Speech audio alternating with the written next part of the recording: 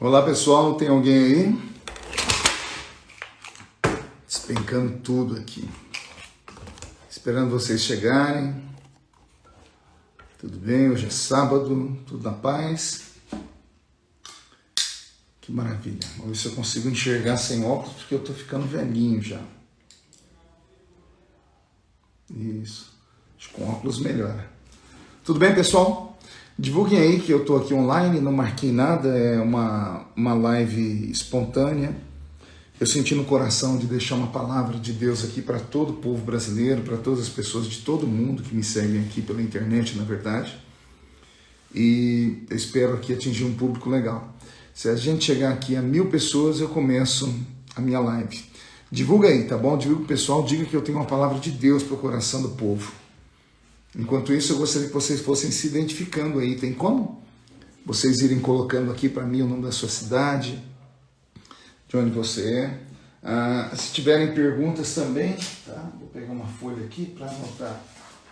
Se tiver alguma pergunta relevante, eu vou tirar um tempinho para responder. Cadê vocês? Que bom, tá o Kevin, a Miriam, o Santos, a Raiane Santos de Uberaba. Ei, Uberaba, logo estamos aí, hein? Já por 2 vezes nós tivemos que cancelar a inauguração da Catedral do Avivamento em Uberaba por conta da pandemia, né? Estamos só esperando aí passar essas fases vermelhas, né? Para que a gente possa inaugurar a nossa grande igreja na cidade de Uberaba com o pastor Heloísio, que além de pastor é também vereador na cidade. Mais alguém? Guaraçaí. Tem aqui de Varginha, Minas Gerais, o Bispo Rubens de Guarulhos. Saudade, pastor Bispo. Pastor e Bispo, né? Edivaldo Andrade de Vitória, Olinda, no Maranhão, Araras. Tá aí o Mike de Bento Gonçalves, no Rio Grande do Sul. O Enoque. É muita gente entrando, que bom. A Lid está perguntando qual era o espinho na carne de Paulo. Eu tenho uma mensagem onde eu falo sobre isso, viu, Lid? Tem que assistir a mensagem. Então, me fala memória o espinho na carne de Paulo, o segredo do espinho na carne, o mistério, né? Cadê vocês? Poxa, que lindo que alguém disse que aceitou Jesus. Aí o Fernando disse que aceitou Jesus assistindo minhas pregações. Deus te abençoe. Gente de Curitiba, de Santa Rita. Vamos lá, quando chegar a 1000 pessoas eu começo aqui a falar o que Deus colocou no meu coração, que é um texto da Bíblia, vai ser um despertamento para a sua história. Estamos vivendo dias difíceis, dias que antecedem a vinda de Jesus, e eu não tenho dúvidas de que Ele está chegando. Mateus, Belém do Pará, Ider Carvalho de Belo Horizonte, Cristiane Mendes.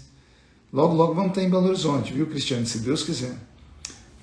Cadê vocês? Estou esperando vocês aí. Isso, Divinópolis, Uberlândia, Fernanda Gonçalves, Deus abençoe vocês. Tem alguém de fora do país aí assistindo? Tem alguém dos Estados Unidos, Canadá, África? Se tiver, mande um oi aí para nós, tá? Pastor Fábio de Lisboa. Ora, pois. O Senhor te abençoe, viu?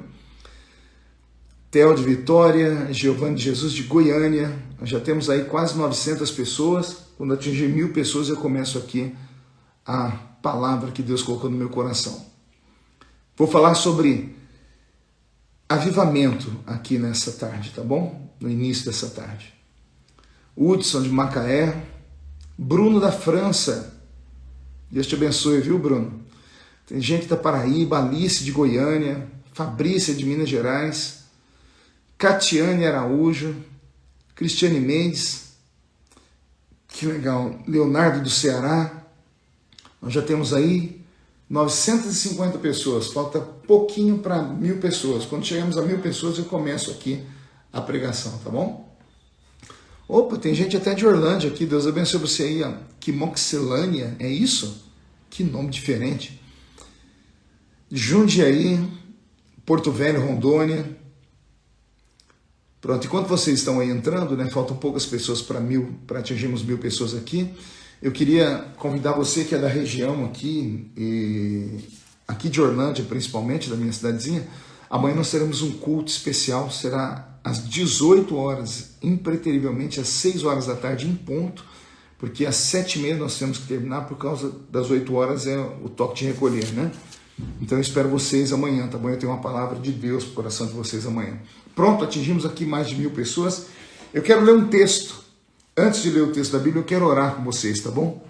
Todos os que estão ligados aí, por favor, orem comigo nesse momento, porque Deus vai falar conosco.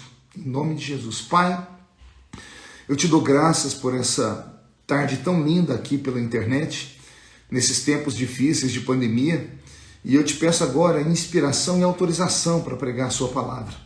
Eu quero falar sobre avivamento, preciso que o Senhor me dê aqui inspiração, que o Senhor me dê ousadia e autoridade. Estaremos agora, Senhor, fazendo um culto relâmpago aqui, e as vidas serão atingidas pelo seu Espírito e alcançadas pela sua palavra. Coloque aqui, Senhor, na frente do celular ou do computador, homens e mulheres que precisam de ouvir esta palavra e serem despertados, no nome de Jesus Cristo, seu Filho. Amém e amém.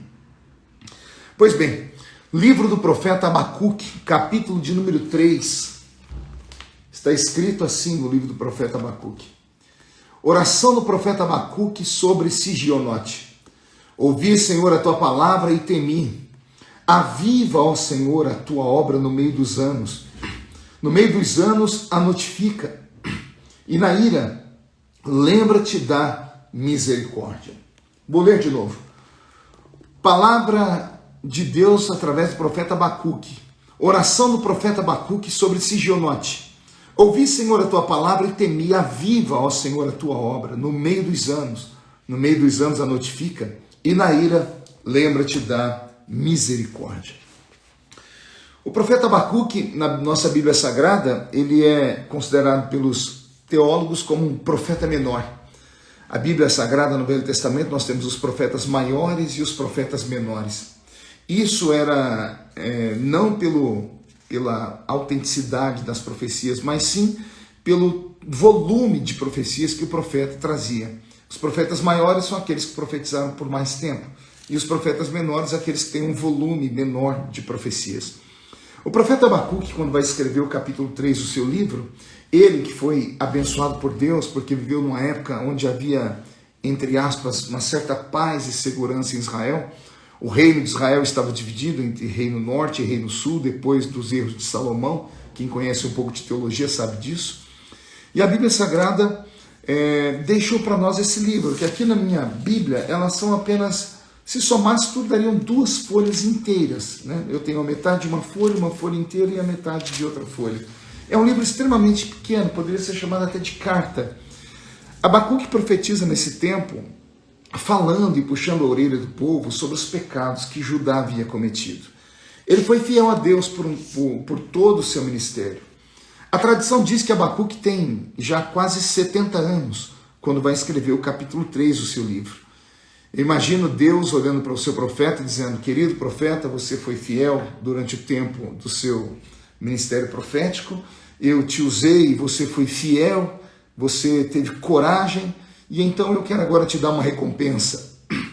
E eu imagino o profeta perguntando: qual é a recompensa, Senhor? O Senhor dizendo: você pode fazer a sua última oração, porque eu vou respondê-la. E Abacuque então faz a sua última oração. Não sem antes, acredito eu, de ter colocado a sua mão dentro daquela sacolinha invisível e espiritual que todo profeta carregava consigo. E dentro dessa sacolinha invisível,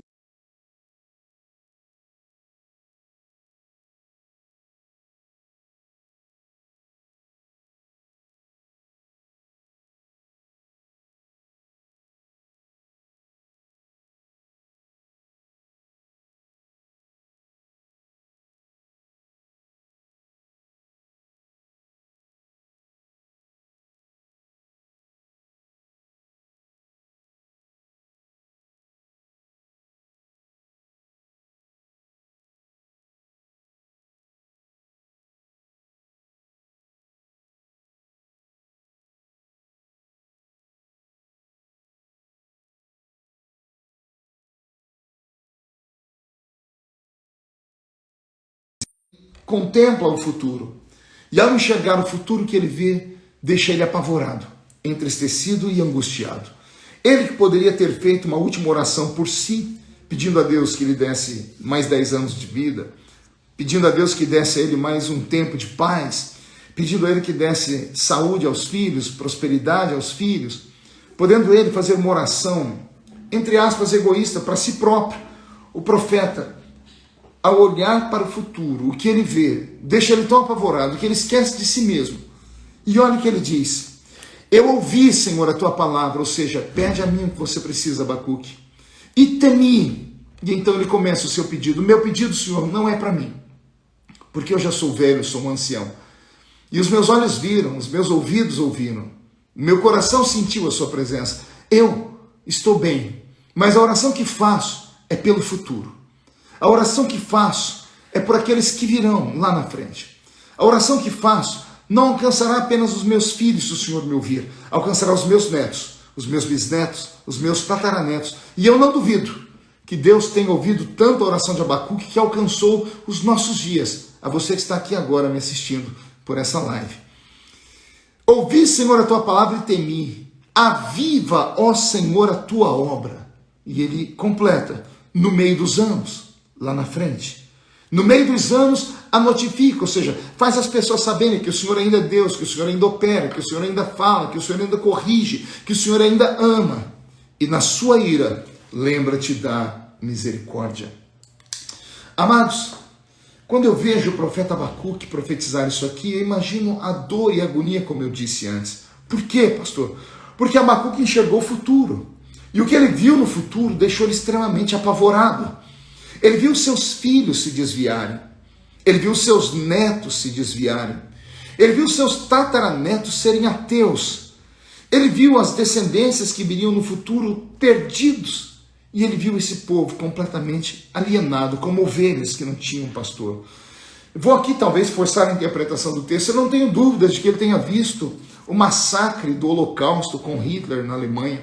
Por que digo isso? Porque Abacuque viu a sua descendência se desviar dos caminhos do Senhor. Se desviar por quê? Talvez por conta das facilidades da vida, das riquezas da vida. Talvez porque o que os pais lutam tanto para construir, os filhos recebem de mãos beijadas e acabam não dando valor àquilo tudo. Eu sei que o velho Abacuque, podendo fazer uma oração para si, ele ora por mim e por você. E ele diz: Deus, aviva a tua obra. Avivar é um verbo, e do verbo avivar, que significa ressuscitar, trazer à vida aquilo que está morto, tirar alguém do estado de coma, isso é avivar. Abacuque está dizendo: Senhor, ressuscita a minha descendência, ressuscita os filhos de Israel, ressuscita o tempo onde o seu povo ainda lembrava do seu nome, glorificava o seu nome, ressuscita o tempo dos profetas, ressuscita o tempo dos milagres, ressuscita um tempo que foi esquecido e abandonado lá atrás por uma geração que não te conhece. De tempos em tempos a Bíblia Sagrada vai falar sempre isso. Vinha alguém espiritual, elevava o nível espiritual de Israel e daqui a pouco seus descendentes acabavam se perdendo. As coisas acabavam degringorando, as coisas acabavam perdendo sentido, as pessoas acabavam se desviando. E aí, quando as coisas apertavam demais, vinha Deus, o Deus de Israel, colocava sobre eles a sua mão, mandava um sinal, mandava um recado, permitia que as lutas viessem, permitia que as pragas viessem, permitia que os inimigos viessem, e aí Israel se despertava. Um exemplo clássico disso está no livro dos Juízes. Por quase 300 anos, Israel se curvou diante de 7 nações, por conta dos seus erros e pecados. Quando estava tudo ruim, Israel rasgava suas roupas, jogava cinza sobre a sua cabeça, orava e Deus os observava. E quando Deus sentia o arrependimento de verdade, ele levantava os juízes. E então naquele período dos juízes, Deus levantou Sansão, Baraque, Débora, Eude, Deus levantou Gideão, Deus levantou Jefté. E esses homens e mulheres faziam a diferença, traziam o povo de volta à santidade, à responsabilidade, à oração. E quando tudo estava indo muito bem, o povo se esquecia de Deus novamente, acabavam pecando, mexiam nos seus entulhos e tiravam de lá as imagens dos deuses da Mesopotâmia antiga, tiravam as imagens de Baal, Astarote, Azera, Marduk e tantos outros deuses, e aí começava todo o ciclo de maldição de novo. E então Deus levantava um outro juiz para despertar a consciência do povo, Deus levantava um profeta para ser a sua voz ante o povo. E desde então, desde a Bíblia Sagrada, o povo é sempre assim. Quando tudo está bem e teriam todos os motivos do mundo para adorar a Deus, as pessoas trocam Deus pelos finais de semana, as pessoas trocam Deus pelas baladas, As pessoas trocam Deus pelas programações da televisão. As pessoas trocam Deus pelos seus próprios desejos. E não é que o ser humano não deva viver, não é isso. É que nós vamos à igreja praticamente uma vez por semana, que é o domingo. E até mesmo no domingo nós acabamos deixando Deus de lado. Porque o culto é só de 1h30 e muitos chegam atrasados ou saem antes do culto começar. Senhoras e senhores, eu ando meio saudosista. Amigos, irmãos, eu ando meio saudosista. Saudade de um tempo em que passávamos muito mais tempo na presença de Deus do que da TV. Mais tempo na presença de Deus do que na frente de um celular, fazendo coisas que, sinceramente, só roubam o nosso tempo. Diferente do que eu estou fazendo aqui agora, que estou pregando para vocês, antes que alguém me chame aí de hipócrita, né? Eu ando saudosista, saudade de um tempo em que a igreja orava mais, em que a igreja buscava mais, em que havia mais mensagens de conserto, mensagens que mexiam com a nossa alma e traziam a igreja ao arrependimento. Eu sou um árduo leitor, né? Eu leio bastante, e li esses dias um livro de história muito antigo sobre a história da igreja lá na Inglaterra, e contam com todas as palavras a história de Jonathan Edwards, que foi levantado por Deus num tempo de muitos erros e pecados na velha Londres, e o seu sermão, Pecadores na Mão de um Deus Irado, faziam pessoas se levantarem e se abraçarem aos pilares da igreja. Muitas pessoas batiam a cabeça nos pilares, muitos crentes levantavam os pés do chão porque sentiam o ardor do inferno queimar os seus pés. Tamanha era a precisão e a unção na palavra de Jonathan Edwards. Charles Finney, a história diz que Charles Finney, quando entrava dentro das empresas de tecelagem na Inglaterra, ele não precisava abrir a boca para falar um A. As pessoas olhavam para ele e viam a glória de Deus sobre a vida dele e sentiam um temor, uma santidade.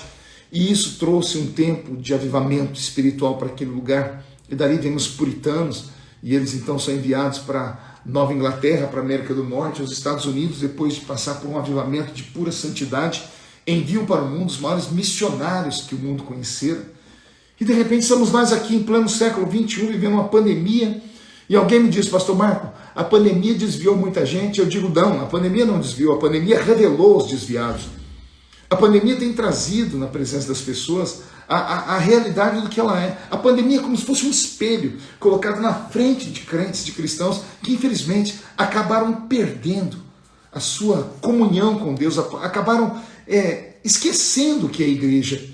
Igreja não é um mero lugar de entretenimento. Eu sempre prego e digo que igreja não é um teatro onde você vai para assistir uma peça, onde você aplaude quando gosta, assovia quando vai em êxtase ou vai quando não gosta. Igreja não é um cinema, como você pode ir e escolher o filme que quer assistir com direito a comer pipoca e tomar Coca-Cola. Igreja não.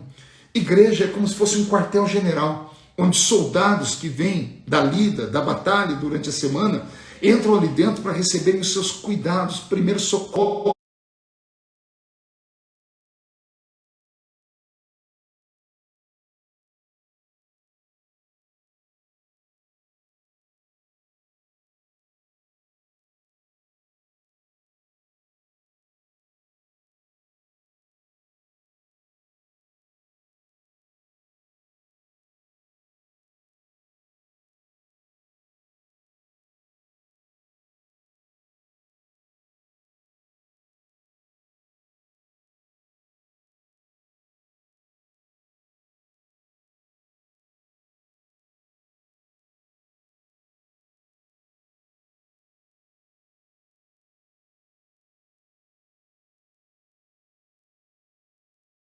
Olhos viram a glória de Deus, porque os meus ouvidos ouviram as suas palavras e os seus profetas, porque o meu coração palpitou e sentiu a sua glória em cultos que me trazem saudade, cultos extremamente simples, onde nós não tínhamos essa parafernália de instrumentos musicais, era apenas uma sanfona, um pandeiro, mas a glória do Senhor descia e descia poderosamente entre nós.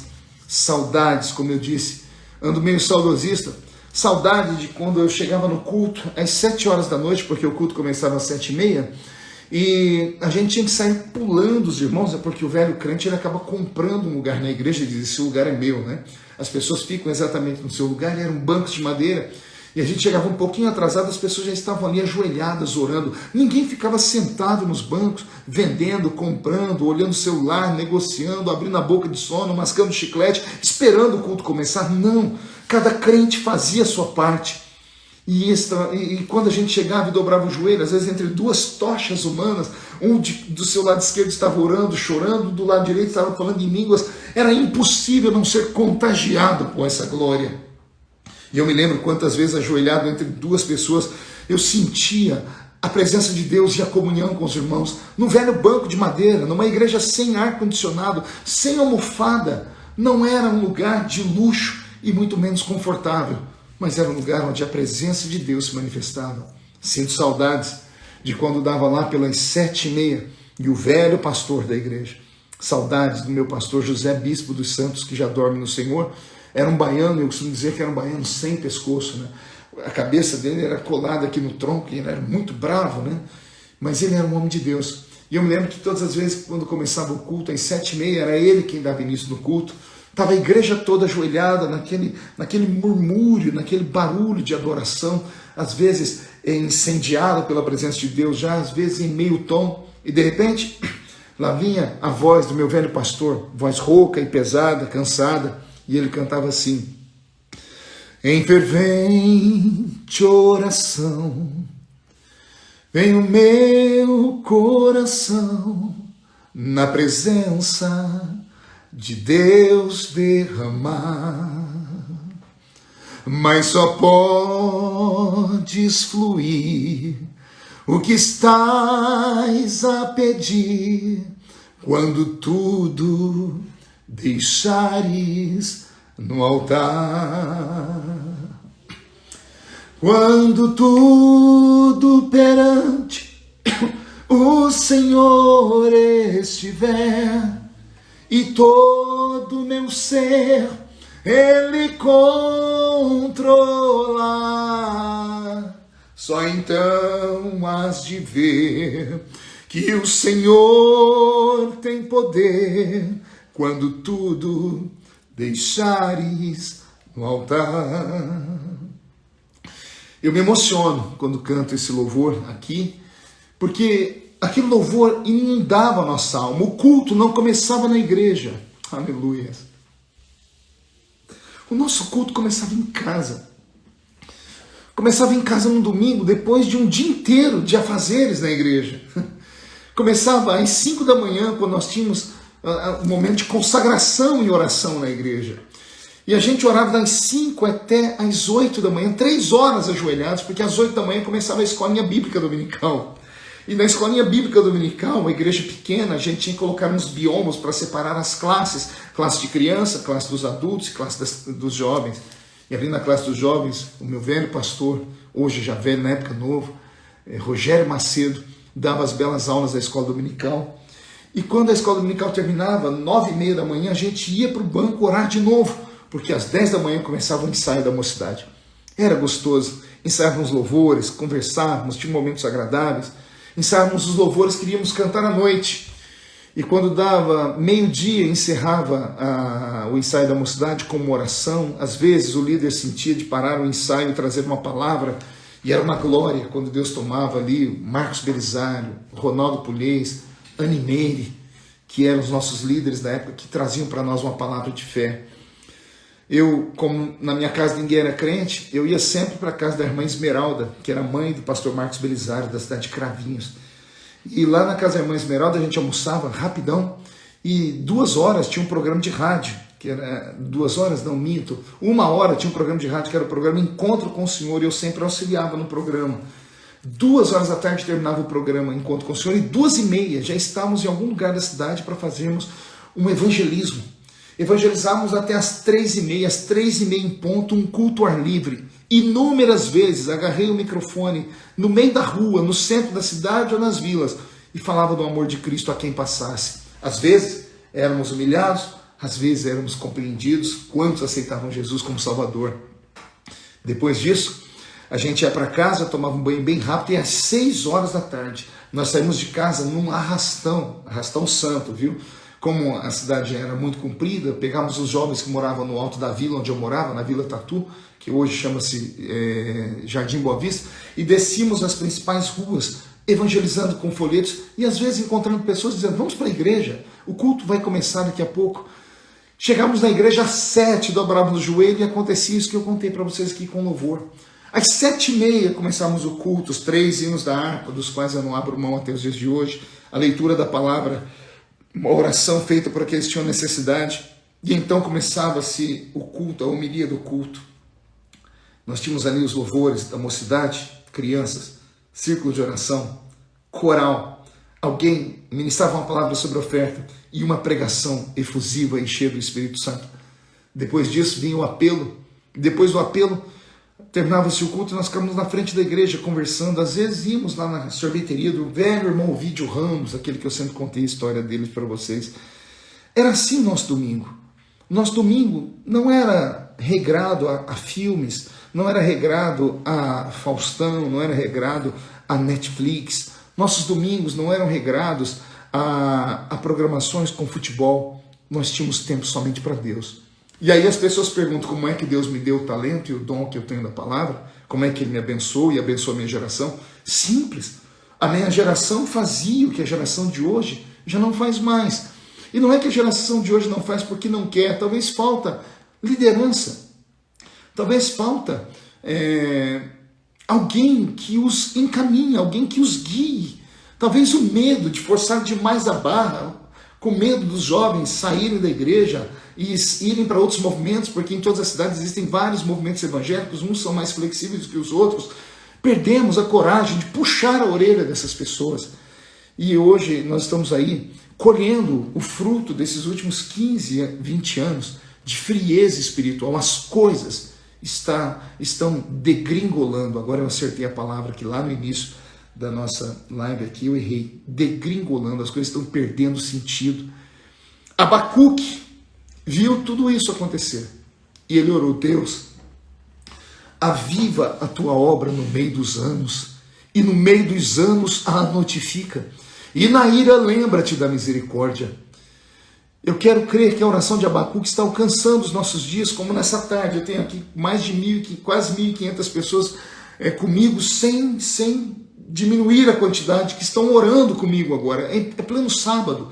Eu não marquei essa live, não fiz divulgação, mas Deus está falando com você agora.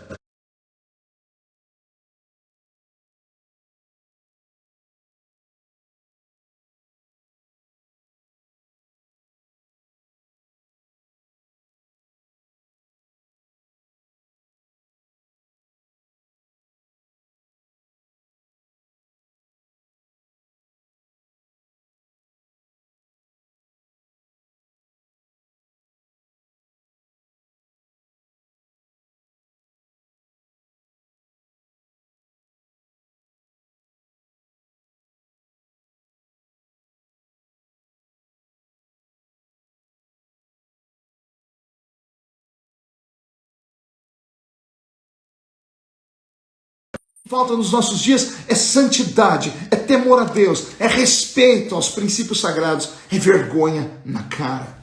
Está faltando isso nos nossos dias. Está faltando avivamento.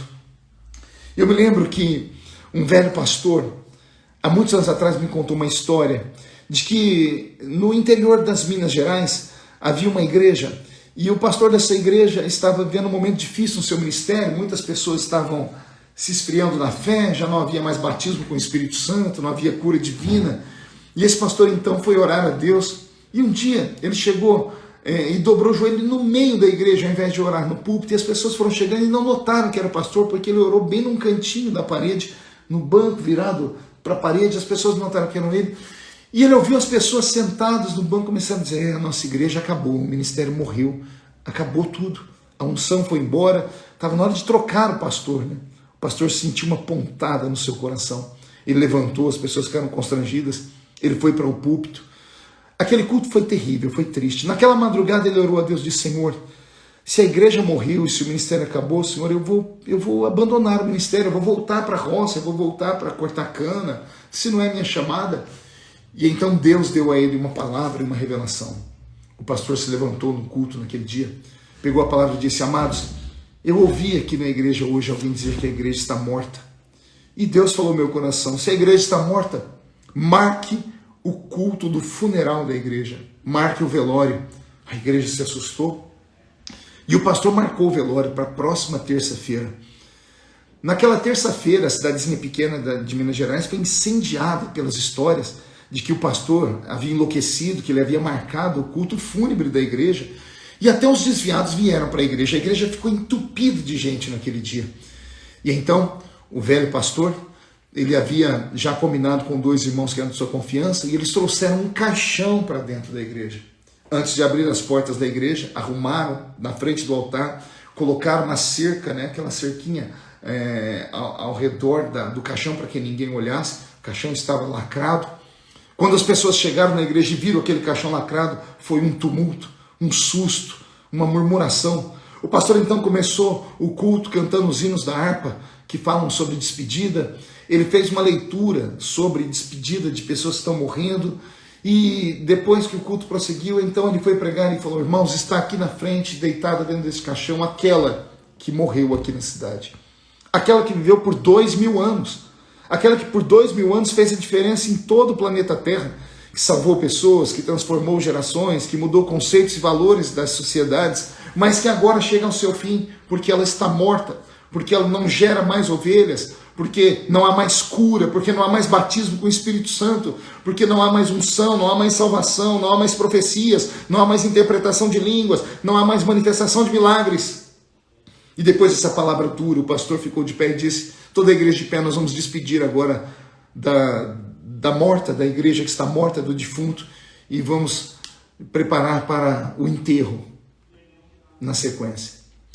O pastor então pediu para que os 2 amigos dele da igreja, que eram de sua confiança, tirassem a tampa do caixão, tiraram a cerquinha, e foi feita uma fila indiana para que crente por crente se despedisse daquele que estava lá dentro. Arrumaram o caixão de forma que ficou parecendo que havia um morto dentro mesmo, com flores, e no lugar do rosto colocou-se um espelho. Todas as pessoas que olhavam dentro do caixão davam um grito e um susto e corriam para o banco. Todos que olhavam dentro entenderam a mensagem. Quando olhavam para dentro do caixão, viram que eles estavam mortos, porque eles eram a igreja. Uma denominação não é igreja. Uma organização religiosa não é uma igreja. Uma agremiação religiosa não é uma igreja. A igreja verdadeira sou eu. A igreja verdadeira é você.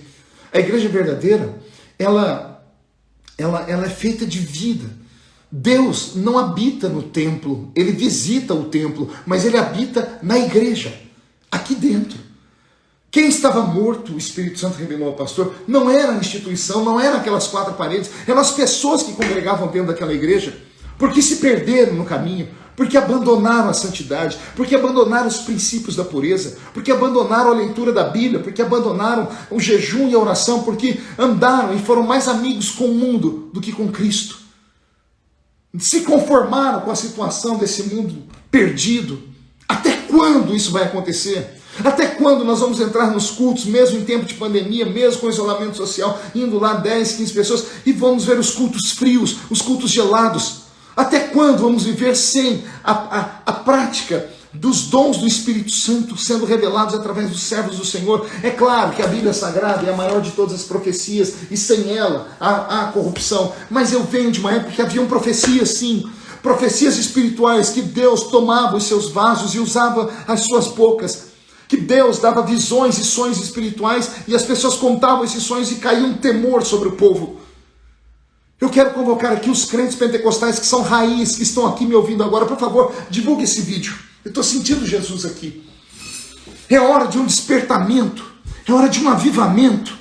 É hora da igreja se posicionar de fato e de verdade. Se não podemos contar com as igrejas tradicionais, com as igrejas mais históricas, com aqueles que não acreditam no mover do Espírito Santo, se não podemos contar até com as neopentecostais que não são fervorosas como os crentes raízes são, eu convoco os pentecostais que estão aqui me assistindo agora.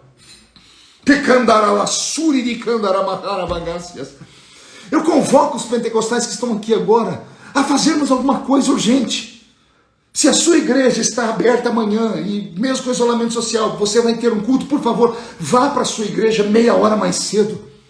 Ainda que ninguém sente, ainda que ninguém mais dobre os joelhos para orar lá dentro, dobre você o joelho, agarre a sua Bíblia, por favor, amanhã, façamos um jejum, quem sabe não aconteça conosco, o que Deus fez com Israel várias vezes. Santificai-vos hoje, porque amanhã vos darei uma vitória. Vamos fazer um jejum, vamos fazer uma oração forte, vamos buscar a Deus, vamos voltar a ler a Bíblia Sagrada, vamos juntar brasas que estão esparramadas aqui, ali e acolá, vamos voltar a orar. Se na sua igreja não pode se orar, por favor, convide 2 ou 3 pessoas que são amigos. Dentro da sua casa tem mais espaço. Mantenha o isolamento social. Vai um numa poltrona de sofá, vai outro num canto do sofá, vai um na cadeira, vai um no quarto. E vamos incendiar mais uma vez o nosso Brasil. O Brasil foi incendiado por homens e mulheres que não tinham medo de homens nem de demônios. Daniel Berg e Gunnar Wing, 2, incendiaram o nosso país e hoje só as Assembleias de Deus têm mais de 20 milhões de membros. 20 milhões de membros que só estão aqui porque no princípio havia profecias, havia línguas estranhas, havia interpretação de línguas, havia discernimento de espíritos, havia manifestação de demônios e eram expulsos no nome do Senhor Jesus, porque está escrito no livro do Evangelho de São Marcos, capítulo 16, que o Senhor nos deu poder para expulsarmos os demônios, para colocar as mãos sobre os enfermos e os curar.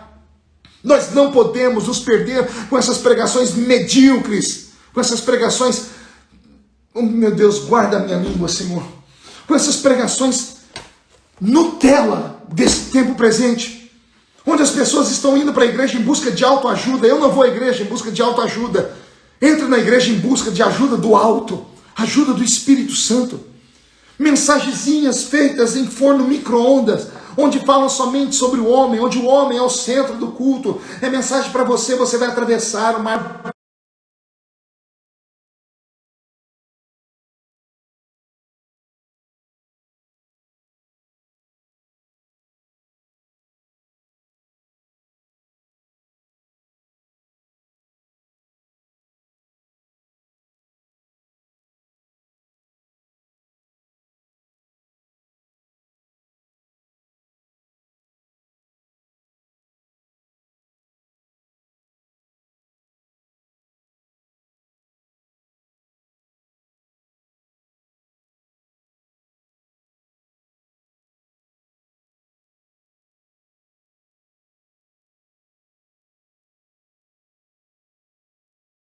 Que a oração de Abacuque pegue você agora nessa tarde.